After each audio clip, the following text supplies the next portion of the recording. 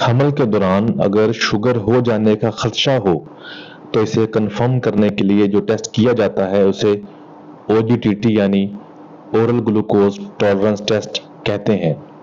ये टेस्ट 24 से 28वें हफ्ते के दरमियान में किया जाता है। अब अगर हमल के दौरान शुगर का मर्ज कंफर्म हो जाए तो इसे कंट्रोल करने के लिए डाइट की एहतियात के साथ साथ दो तरह की मेडिसिन से कंट्रोल किया जाता है। पहली मेडिसिन ओरल है जिसे मेटफॉर्मिन कहते हैं।